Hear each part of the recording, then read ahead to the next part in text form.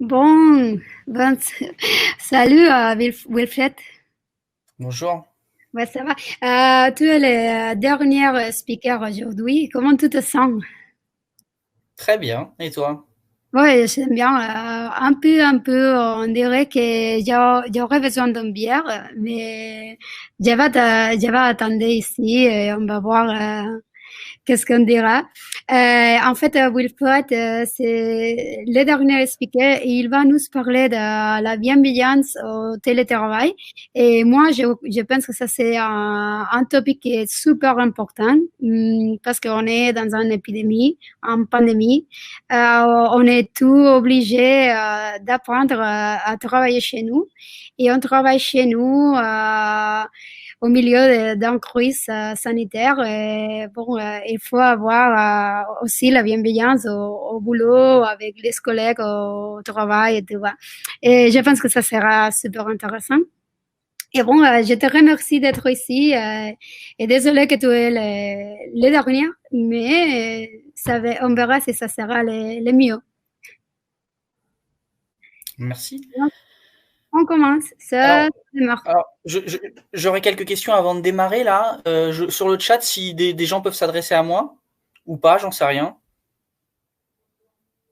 Sur le chat, Ok. mais il y a un petit décalage horaire. Décalage dans le temps. Ok. Ouais, il y a comme 10 secondes. Donc, si tu fais une question, c'est un peu bizarre parce qu'il faut attendre pour voir qu'est-ce qu'il dit au YouTube. Ok. Mais ça marche et on peut voir. D'accord. Et une autre question, toutes celles et ceux qui sont en train d'écouter là, maîtrisent bien le français ou il faut que je parle lentement? Ouais, je pense que ici tout le monde comprend le français. C'était bien, bien dit au web, bien communiqué. Et bon, et après, ça sera, on est en train d'enregistrer tout ça et je vais essayer de mettre des sous-titres. Donc ça, on peut partager avec des autres copains. Ok. Bon, en tout cas, si pour certaines ou certains d'entre vous je parle vite, n'hésitez pas à me le dire sur le chat. Probablement 10 secondes après, je l'aurai et puis je ferai en conséquence. Très T'inquiète, bien. t'inquiète, pas de problème, Merci beaucoup. avant une chance. Au Ok, revoir. merci. Yes. Bonjour à toutes et à tous. Donc, je viens vous présenter maintenir une proximité et une bienveillance en télétravail. Alors, avant de commencer, j'ai juste envie de vous indiquer qui je suis. Alors, je fais partie d'une équipe chez Le Bon Coin. On est 4, une équipe de facilitateurs. Alors, on est constitué de 4 personnes. Une première personne qui s'appelle Hervé, qui est notre manager. Une autre personne qui s'appelle Laurent, que je salue, qui va faciliter en particulier les équipes à faire du code de qualité. Guillaume, qui s'intéresse en particulier à mettre en relation des personnes en interne et des personnes en interne avec l'externe, en particulier en organisant des conférences. Et moi, qui vais tenter de faciliter en particulier des relations avec les gens. Alors, nous, notre équipe, son but, si on devait le décrire, c'est aider l'organisation à expérimenter, apprendre et partager afin qu'elle sache s'adapter au changement. Et là, aujourd'hui, tout de suite, ce que je suis venu essayer de vous présenter, c'est deux choses. D'abord, essayer de partager avec vous ce qu'on a appris ou compris sur la proximité à distance, en s'appuyant sur des choses qu'on a essayées. Vous allez voir, on a essayé des choses. Le plus souvent, ça n'a pas marché. Et oui, quelqu'un qui me slack pour me dire j'espère que ça va pas couper. J'espère aussi. Bon, bah, si ça coupe. Donc, vous partagez ce qu'on a appris et compris sur la proximité à distance et partagez avec vous des pratiques qui, on l'espère, pourront vous aider si toutefois c'est une question qui vous intéresse. Alors, on va parcourir tout ça. Alors d'abord, on va parler des enjeux. Alors, euh, d'abord, on part chez Le Bon Coin, en tout cas, d'une situation initiale dans laquelle les gens collaborent. Beaucoup, ils sont ensemble. Voilà. Et ils interagissent sans cesse. Ok. Puis on se retrouve dans une situation un peu particulière où on est tous isolés, chacun chez soi. Et comme on peut le voir, les relations avec les uns et les autres passent par un intermédiaire, un outil.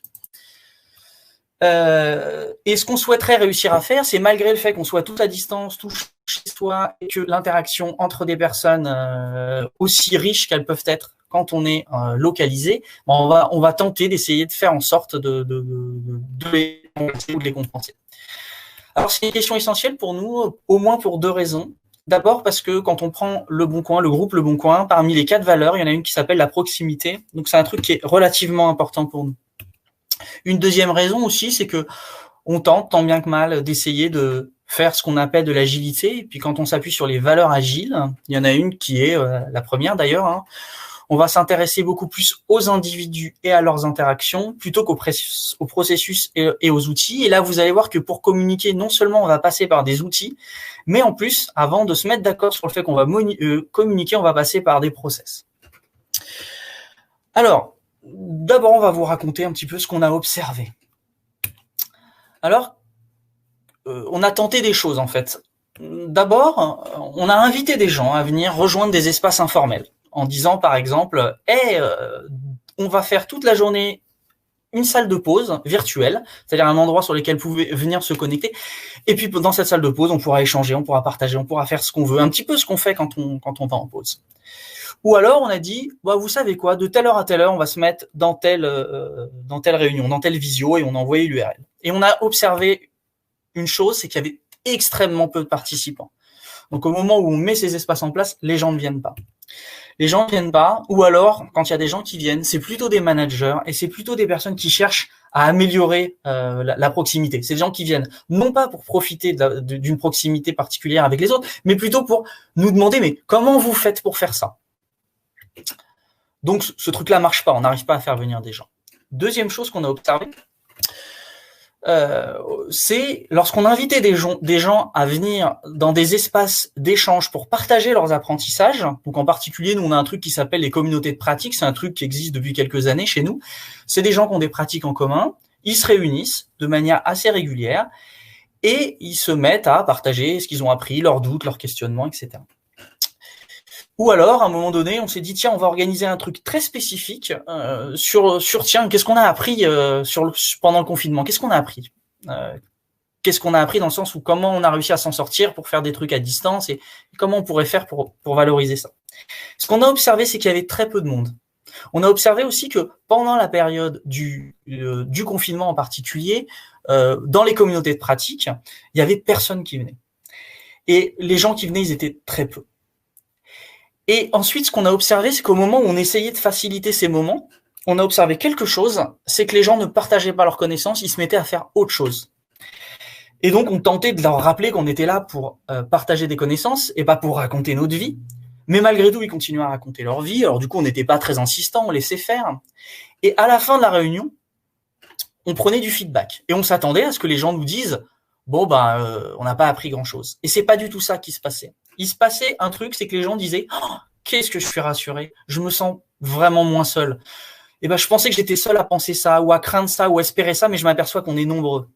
Il disait aussi « Putain, ça fait du bien de prendre le temps de s'écouter. » Et il nous disait aussi oh, « Ça fait du bien de voir les choses autrement, j'ai entendu vos témoignages, toi tu vois ça comme ça, toi tu vois ça comme ça. » Mais vraiment, c'était intéressant parce que je voyais pas ça comme ça. Autre chose, on a un parcours d'intégration, donc quand les nouveaux arrivent, souvent on fait une espèce de rituel où ces nouveaux vont faire connaissance ensemble, et généralement on invite des anciens à venir nous rejoindre pour faire connaissance. On a observé que pendant cette période, eh bien les anciens ne venaient pas. Et au moment où on demandait des feedbacks, même aux personnes qui venaient d'arriver, elles disaient aussi que ça faisait du bien de prendre le temps de s'écouter, et ça, c'était intéressant aussi de voir que les gens voyaient les choses autrement.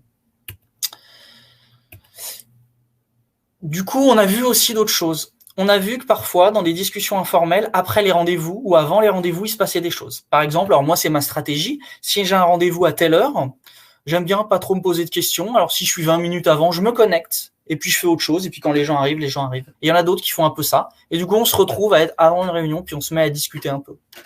Ou à l'inverse, quand une réunion se termine avant la fin, et c'était en particulier le cas quand on organisait des choses parce qu'il y avait peu de gens qui venaient, et on profitait de ce moment-là pour discuter. Donc, on se racontait des choses. Et là, au moment où on leur demandait comment c'était pour vous, souvent ils nous disaient « ça fait du bien de prendre le temps de s'écouter, ça fait du bien de voir les choses autrement, et c'est rassurant de voir que je suis pas seul à penser, à craindre ou à espérer ce que j'espère. » Donc voilà, ça c'est ce qu'on a observé.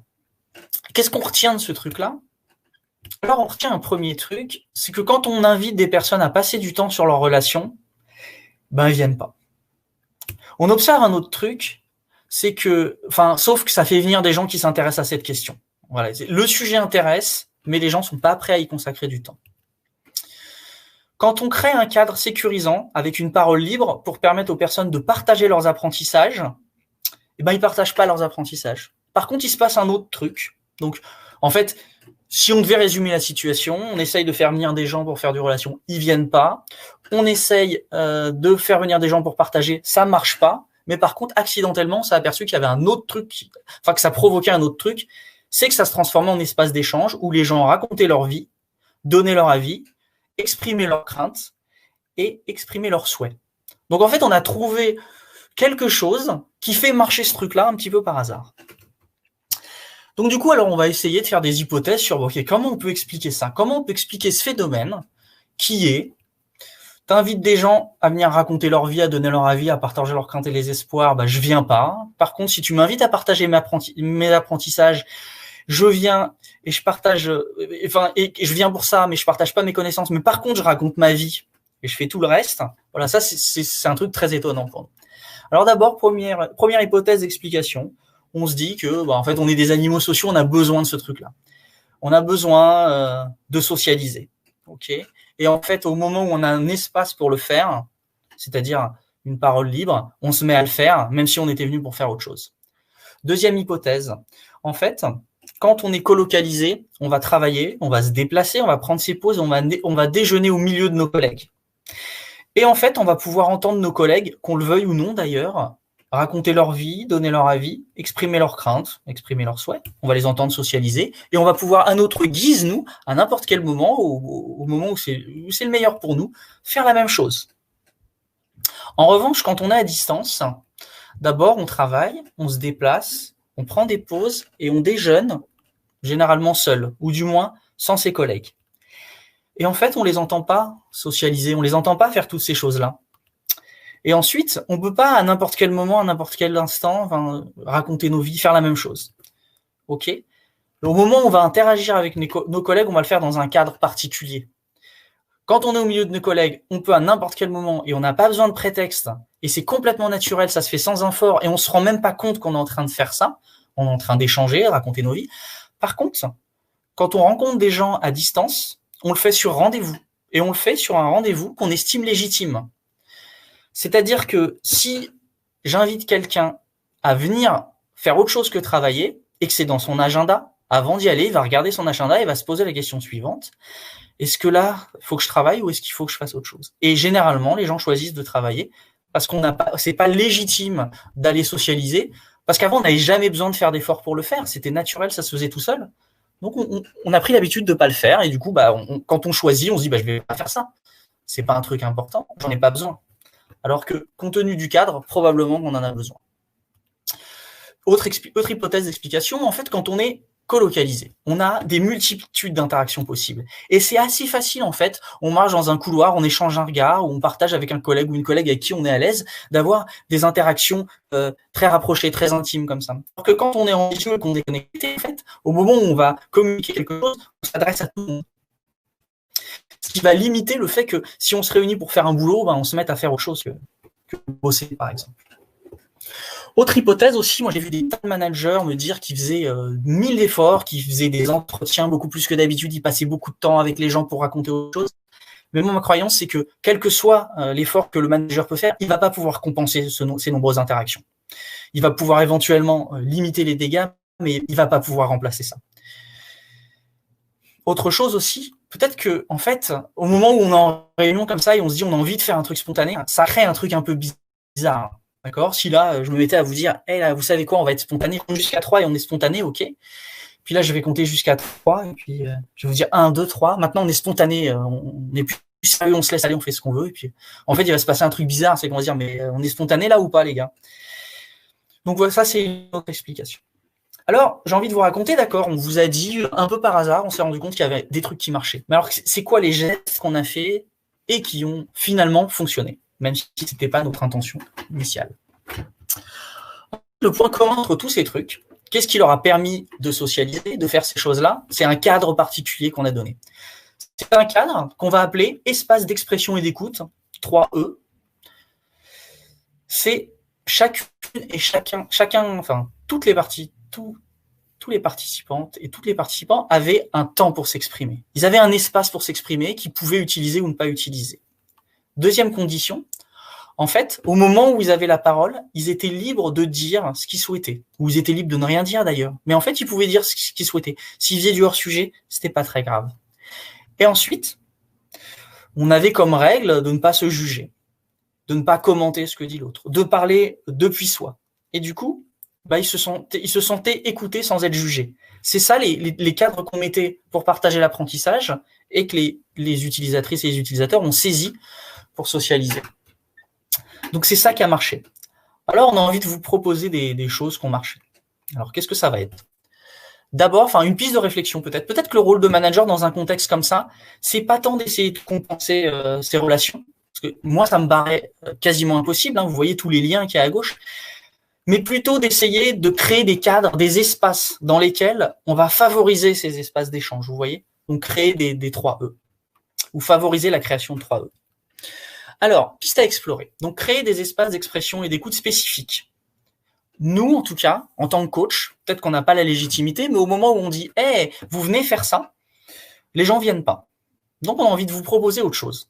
À moins que, en tant que manager, vous réussissiez, par exemple, à rendre ces moments légitimes, à faire en sorte que les gens ils se sentent à l'aise pour y aller. En tout cas, nous, on n'a pas réussi. Et du coup, on a envie de vous proposer un truc. C'est que plutôt de créer des moments légitimes pour ça, on pourrait essayer d'inclure à l'intérieur des réunions déjà existantes des espaces de ce type pour raconter nos vies, donner nos avis, etc.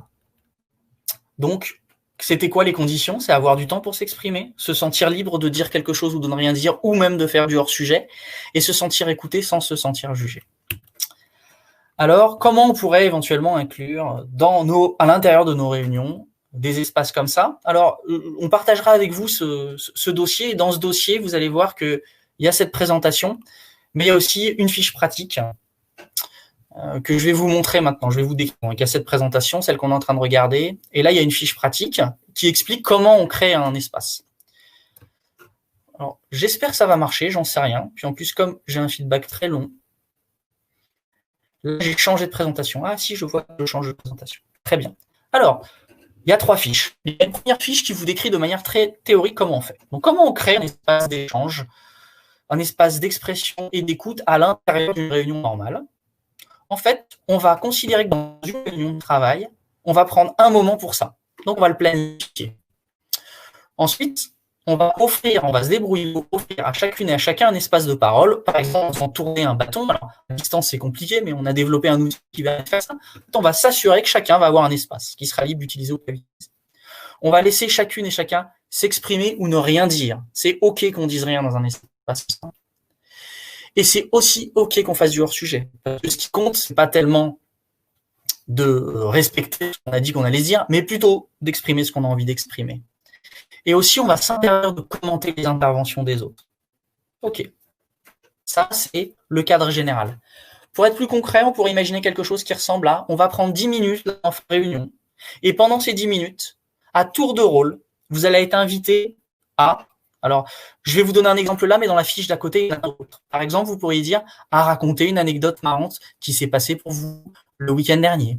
Ou, par exemple, à faire une appréciation sur une ou un de vos collègues. Ou, par exemple, nous raconter un truc que vous aimez faire. Peu importe, ce qui compte, c'est d'ouvrir l'espace.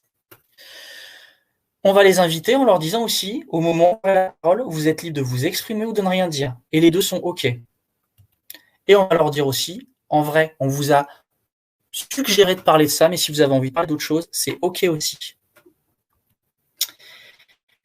Et vous êtes invité à vous exprimer, surtout pas à commenter les autres interventions. Alors, au moment où je vous disais, on peut les inviter à dire des choses, on a une liste ici, voilà, on pourrait indiquer la météo du jour, par exemple, en début de réunion, il y en a qui font ça, on pourrait raconter une anecdote marrante, etc. Donc, ces fiches, on vous les partagera. Donc ça, c'est ouvrir un espace d'échange dans une réunion déjà existante. Donc voilà le dossier, et voilà ça. Aussi, vous pourriez éventuellement faire des choses comme provoquer des discussions informelles. Vous avez une réunion, vous avez un peu de temps et vous êtes OK avec, vous vous connectez avant. Vous allez peut-être tomber sur quelqu'un d'autre qui fait la même chose. Vous avez terminé une réunion un peu en avance. Vous dites, c'est pas très grave, on arrête de bosser, mais on reste là. Peut-être que on va faire la même chose, il va peut-être se passer. des échanges. Donc, ce que j'ai très envie de vous dire, c'est si vous avez envie d'essayer de vous améliorer sur ça, c'est de chercher à créer des moments comme ça. Choisir, imaginer un thème. Je vous invite ensuite à tester ce truc-là, à regarder ce que ça donne, et puis à apprendre du test. Je m'attends à ce que vous testiez des choses qui marchent chez vous, qui ne marchent pas chez vous. Et vous recommencez ces gestes-là. Et ensuite, ce que je vous invite à faire, c'est si jamais vous trouvez des trucs qui marchent bien, bah vous pouvez les partager avec vos collègues. Je m'attends à ce que ce soit des discussions qui se partagent, enfin qu'on apprenne des choses et qu'on le partage. Un peu ce que je suis en train de faire avec vous. Alors, peut-être aussi que si vous avez une légitimité suffisante, vous avez un leadership suffisant, peut-être que vous pourriez malgré tout créer un espace spécifique où les gens viendraient pour ça. Et dans ce cas, j'ai très envie de vous recommander un format de réunion qui s'appelle le conseil, que Virginia Satir, c'est une thérapeute qui a inventé ce qu'on appelle aujourd'hui la thérapie familiale. Et elle recommande à des familles de faire ça, mais je connais des professionnels qui font ça dans leur milieu et ça marche très bien. Et moi-même, c'est une réunion que j'adore faire. C'est une réunion dans laquelle les participantes et les participants vont s'interdire certains modes d'interaction qu'on a l'habitude d'avoir. Par exemple, ils vont s'interdire de demander à une personne de s'exprimer. Si une personne ne s'exprime pas, on est OK avec ça. Par exemple, on va s'interdire aussi de commenter ce qu'une personne a dit. On va s'interdire de rassurer une autre personne. On va s'interdire de résoudre le problème d'une autre personne. On va s'interdire de dire des choses du style « Non, mais tu devrais pas te sentir comme ça » ou « Tu devrais pas penser ça ». Et on va s'interdire de donner des conseils, sauf si éventuellement on nous les demande. On va ouvrir un espace dans lequel on va s'interdire de faire ces choses-là. On va s'interdire de faire ces choses-là, mais par contre, on va faire autre chose. On va s'autoriser, et vous allez voir, c'est étape par étape. Dans un premier temps, on va ouvrir un espace de parole. Donc, le nerf de la guerre dans ce type de réunion, c'est le silence. On va indiquer aux gens qui vont avoir le droit de se faire des appréciations. Donc, une appréciation, je vais vous décrire ce que c'est. Et on va lancer un silence et on va laisser des choses venir. Peut-être que quelqu'un va s'exprimer, peut-être que personne ne va s'exprimer, mais c'est OK. Et donc, une appréciation, c'est s'adresser à une personne qui est là et lui dire, par exemple, « Michel, je t'apprécie, car lorsque tu relis mon code et qu'on le valide ensemble, je me sens rassurée et sereine. » Ça, c'est une appréciation. On s'adresse à quelqu'un, on lui dit qu'on l'apprécie parce qu'elle a fait quelque chose et on lui dit ce que ça nous a apporté. Donc, on ouvre un espace durant lequel les personnes qui sont là sont libres, si elles ont envie, si elles sont à l'aise pour le faire, de se faire des appréciations. On va continuer à se faire des appréciations et puis on va rajouter un autre élément qui s'appelle les plaintes et auto-recommandations. C'est-à-dire, on va pouvoir se plaindre d'une situation qui ne nous convient pas à condition qu'on y ajoute des auto-recommandations. Par exemple, on pourrait dire un truc comme « ça fait plusieurs jours que je reste chez moi, alors je sais que ça me ferait du bien de sortir. Alors du coup, j'ai trouvé une solution et je pense que c'est moi qui vais aller promener le chien ce soir. » Voilà, c'est un exemple. Donc, une plainte suivie d'une auto-recommandation. Puis ensuite, on va ouvrir une nouvelle possibilité, on va pouvoir continuer à se faire des appréciations, des plaintes et auto-recommandations, et aussi des mystères et des rumeurs. Voilà, début du projet, je me sens un peu stressé, et je sais pas pourquoi. Voilà, c'est un mystère pour moi. Ou alors, j'ai entendu dire qu'on allait peut-être déménager, je sais pas à quel point c'est vrai ou c'est pas vrai. Ensuite, on va pouvoir ajouter des choses comme des nouvelles informations. Des informations où on se dit, tiens, si je donne ces informations, ça peut être utile aux personnes qui sont là. Éventuellement, on pourrait donner une information qui réponde au mystère d'une personne qui sait. Donc cet été, je pars à Propriano en Corse pour faire du saut en parachute, par exemple.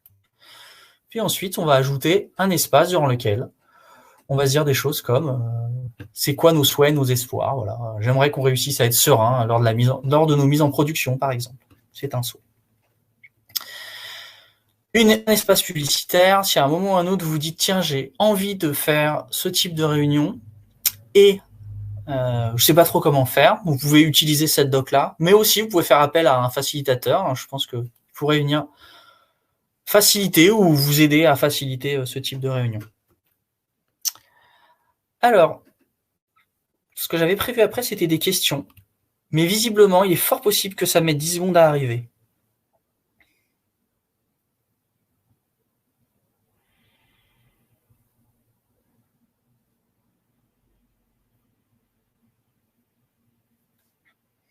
Je ne t'entends pas. OK. Donc, il y a un petit délai. Donc, on va attendre c'est ce qu'il y a des questions. Mais c'était super bon. J'ai bien aimé. Et on va voir. Il y avait Herminia qui nous a dit que si tu parles lentement, elle comprend par rapport à avant. Laurent, il y a beaucoup de monde ici, donc on va voir s'il y a quelques questions dans les suivants, dans les autres minutes. Bon, c'est con. Et bon. Merci pour les feedbacks. Je les laisse ici. Du coup, alors, c'est quoi ça? C'est un lien qui va leur permettre de faire des feedbacks? C'est ça? Ouais. Ok. Ouais. Alors, du coup, en attendant les questions, j'ai très envie de demander des feedbacks très explicites, si c'est possible. Je sais pas quelles sont les questions qui vont être posées, mais moi, j'avais 2 objectifs au moment où j'ai lancé ce truc-là. Et j'ai très envie, si c'est possible, je ne sais pas comment est l'interface, c'est que ils répondent à cette question. Est-ce que c'est possible ou pas? Ou est-ce qu'il y a déjà des questions qui sont dans le feedback et on peut rien y changer? On va voir. Maintenant, on a des impressions de feedback. Merci bien, c'était très intéressant. Qui a dit Nathalie à Sylvia, elle a dit, j'ai beaucoup aimé, ça me rappelle le groupe de Carl Rogers. Et ici, en question, que penses-tu d'un room meet ouvert en permanence pour des sujets de conversation, mais pas obligé de rester en permanence? Alors, si la question c'est qu'est-ce que j'en pense, en tout cas nous on pensait que c'était une bonne idée et c'est d'ailleurs ce qu'on a fait, mais personne n'y venait. Enfin, nous on l'a essayé ce truc-là et chez nous en tout cas dans notre contexte, personne n'y venait. Mais en fait ça coûte pas grand-chose donc on peut essayer de le faire, hein, mais nous c'est un des trucs qui a pas marché ça par exemple. Ok. Bon, il n'y a pas de questions. Ok. Donc, bon, ici, Herminia a dit que c'est très intéressant. Ok. Et bon, on va dire que il y a plus de questions, ils peuvent revenir directement à toi sur Slack. Oui, avec plaisir. Alors une information, je suis très très nul en anglais. Donc, je sais pas comment on peut faire. Enfin, si vous adressez à moi en anglais, il est fort. Enfin, à mon avis, je vais même pas essayer de vous répondre. Et si c'est en français, avec plaisir. Ok, donc en français, ça sera. Et je vais Voilà. essayer de mettre, comme il y a des sous-titres. Merci beaucoup. Vous êtes les dernières. On se verra. Je crois qu'on peut se revoir tous ensemble. On a un Slack group pour le Agile Interest Group. Si quelques personnes veulent la rejoindre. Et bon, le feedback sur l'expérience de la conférence, ça sera bienvenu. Merci à tous. Merci à tout le monde ici. S'il y a personne qui veut, on va bouger sur un hangout. Et bon, merci. Thank you. Gracias. Gracias. Grazie mille, Herminia. Et on se voit à toutes. Allez, bonne fin de journée Merci. à toutes. Au revoir.